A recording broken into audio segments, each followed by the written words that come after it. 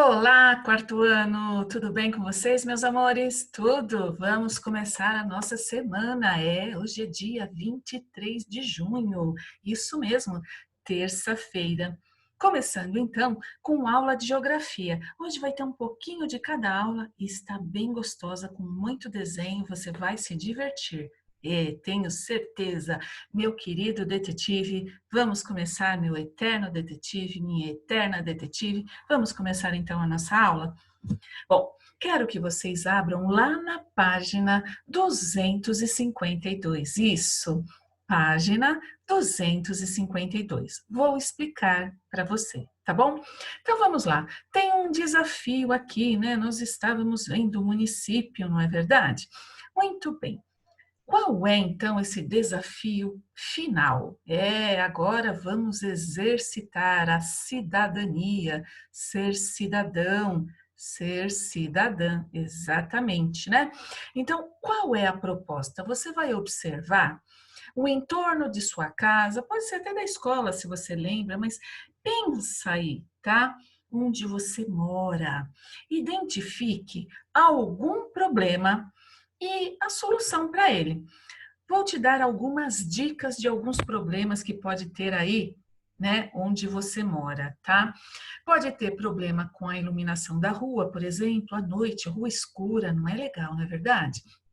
Pode ter problema de segurança, falta de segurança, as pessoas com medo de abrir o portão, sair na calçada, não é verdade? Pode ter também problema, assim, falta de lazer, de área verde, só tem concreto, né? Não tem onde ir. Enfim, pense aí em um problema que tem aí perto da sua casa, onde você mora. Pensa aí, tá bom? E o que que você vai fazer então? Lá na página 253, você vai fazer um projetinho. Você vai colocar o problema. Pode ser um que eu nem falei, combinado? Pode ser um problema que eu nem falei. Quer ver? De repente, barulho à noite, né, de um bar com música alta, não sei.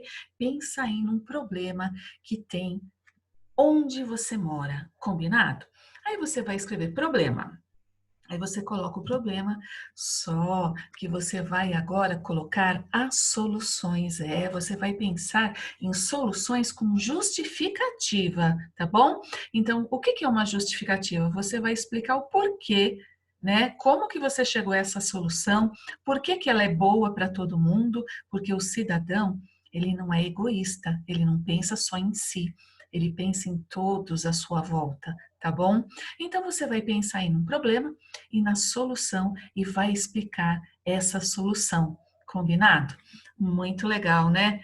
Bom, se você conseguir, ilustre, faça uma ilustração que é bem bacana, tá bom? E agora a gente vai recortar, pôr a mão na massa, mãos à obra, né? Lá na lição de casa 2 de Geografia, lá na página 256, a gente vai construir uma linha do tempo com a história da transformação das paisagens brasileiras, tá bom? Então, primeira coisa, tá? Tá lá na página 275, mas a primeira coisa, você vai recortar as figuras das páginas 285, 287 e 289. Depois que você recortar tudo, você vai construir essa linha do tempo. A gente começa em 1500, afinal, o Brasil foi descoberto, né, em 22 de abril de 1500 pelos portugueses. Aniversário do Brasil, data de nascimento, 22 de abril de 1500. Bom, paisagem natural, né? Tinha habitante aqui? Tinha, mas a paisagem era assim. Os portugueses não encontraram cidades, prédios, ruas, não encontraram isso, né? Então, a paisagem natural. Bom, eles começaram então com engenho de açúcar, não é verdade? Lembram disso? E as plantações de cana, os senhores de engenho. Na outra página, você vai continuar, certo? A criação de gado, a pecuária, certo? O Porto de Recife, por que portos, né? Porto das Naus em São Vicente, porque eles tinham que exportar o açúcar, não é verdade? Vender fora daqui do Brasil. Continuando, na página 279, começam as vilas. Lembram os tropeiros, os viajantes que iam de vila em vila vender mercadorias. A vila de São Sebastião. Olha aí que legal, né? Bom, continuando, nós temos acharam ouro, né? Mina de ouro em Minas Gerais. Olha a transformação da paisagem, né? As fazendas de café. No início, quem trabalhava nas fazendas de café eram os escravos, né?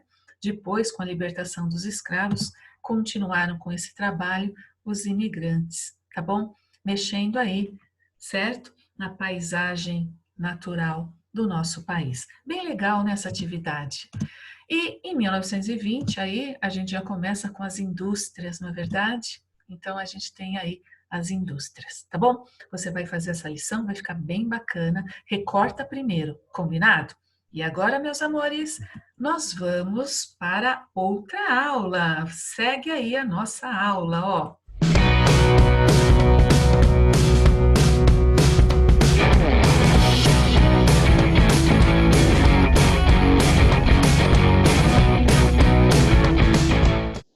Ah, meus amores, agora é aula de história, também com desenho. Olha, a aula tá bem legal, recorte e desenho. Lá na página 182, nós vamos falar de instrumentos náuticos. Bom, a gente viu que os portugueses se lançaram ao mar em busca de um novo caminho para se chegar às Índias. Lembra disso? As especiarias, na verdade, as sedas, né? Enfim.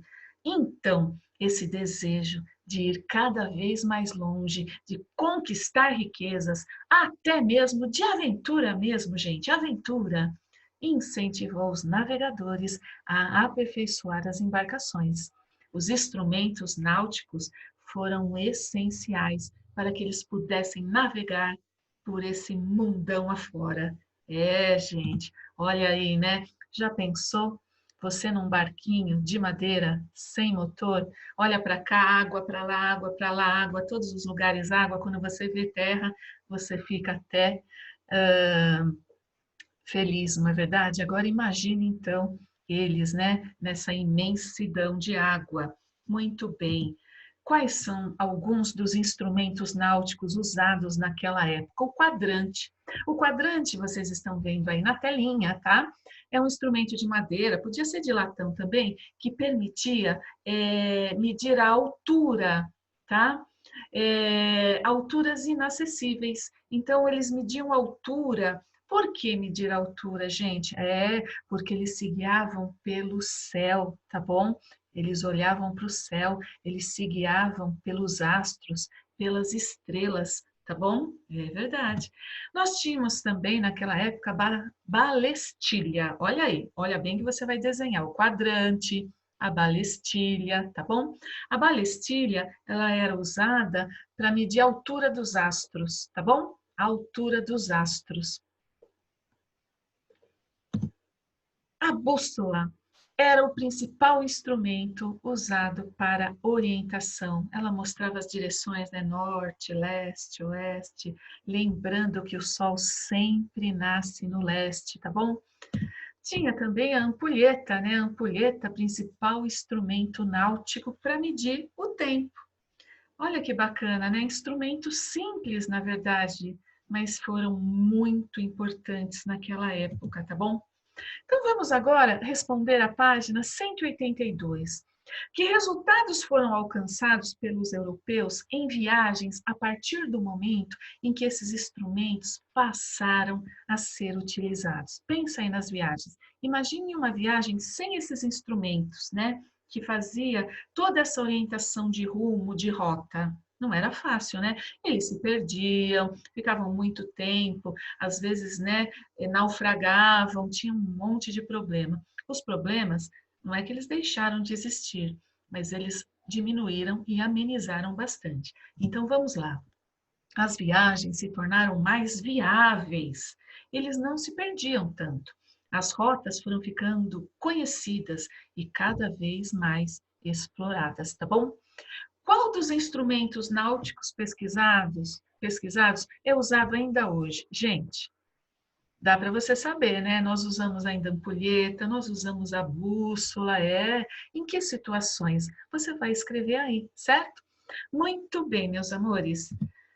Agora, lá na página 183, você vai desenhar e você vai escrever também o que que é cada um deles, tá bom? Então, ó, você vai desenhar o quadrante, que é esse instrumento de madeira, o latão, tá bom? Que permitia medir as alturas, tá? Você vai desenhar a bússola, a sua bússola, tá bom?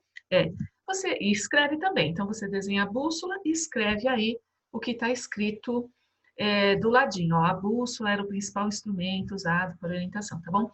A balestilha e também a ampulheta, certo? Fazendo desenhos aí bem bacanas, pinta, tá bom, meus amores? É isso então, a nossa aula de hoje. Se ficou alguma dúvida, você pode escrever para mim, tá bom? Um super beijo para vocês. Até a próxima aula. Tchau, gente!